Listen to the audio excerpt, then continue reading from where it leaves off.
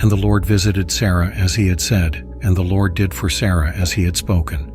For Sarah conceived and bore Abraham a son in his old age, at the set time of which God had spoken to him. And Abraham called the name of his son who was born to him, whom Sarah bore to him, Isaac. Then Abraham circumcised his son Isaac when he was 8 days old, as God had commanded him. Now Abraham was 100 years old when his son Isaac was born to him. And Sarah said, God has made me laugh, and all who hear will laugh with me. She also said, Who would have said to Abraham that Sarah would nurse children? For I have borne him a son in his old age. So the child grew and was weaned, and Abraham made a great feast on the same day that Isaac was weaned. And Sarah saw the son of Hagar the Egyptian, whom she had borne to Abraham, scoffing. Therefore she said to Abraham, Cast out this bondwoman and her son, for the son of this bondwoman shall not be heir with my son, namely with Isaac. And the matter was very displeasing in Abraham's sight because of his son.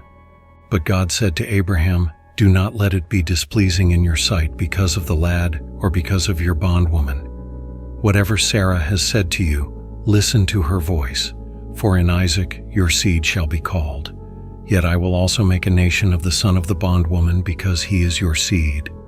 So Abraham rose early in the morning and took bread and a skin of water, and putting it on her shoulder, he gave it and the boy to Hagar and sent her away.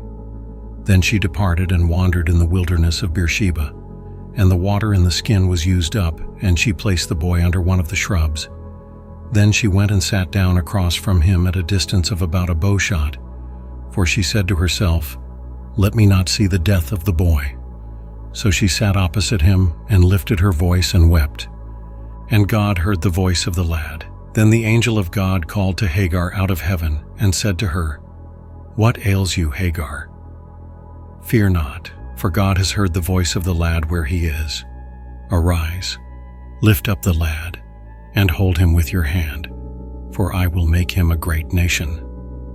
Then God opened her eyes, and she saw a well of water. And she went and filled the skin with water, and gave the lad a drink. So God was with the lad, and he grew and dwelt in the wilderness, and became an archer. He dwelt in the wilderness of Paran, and his mother took a wife for him from the land of Egypt. And it came to pass at that time that Abimelech and Phicol, the commander of his army, spoke to Abraham, saying, God is with you in all that you do.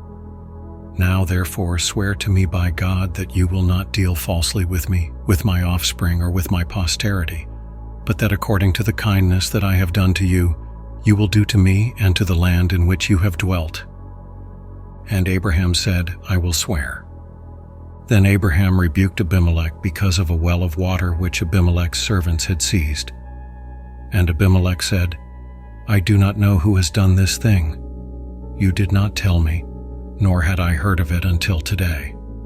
So Abraham took sheep and oxen and gave them to Abimelech, and the two of them made a covenant. And Abraham set 7 ewe lambs of the flock by themselves. Then Abimelech asked Abraham, What is the meaning of these 7 ewe lambs which you have set by themselves? And he said, You will take these 7 ewe lambs from my hand, that they may be my witness that I have dug this well. Therefore he called that place Beersheba, because the two of them swore an oath there. Thus they made a covenant at Beersheba. So Abimelech rose with Phicol, the commander of his army, and they returned to the land of the Philistines. Then Abraham planted a tamarisk tree in Beersheba, and there called on the name of the Lord, the everlasting God. And Abraham stayed in the land of the Philistines many days.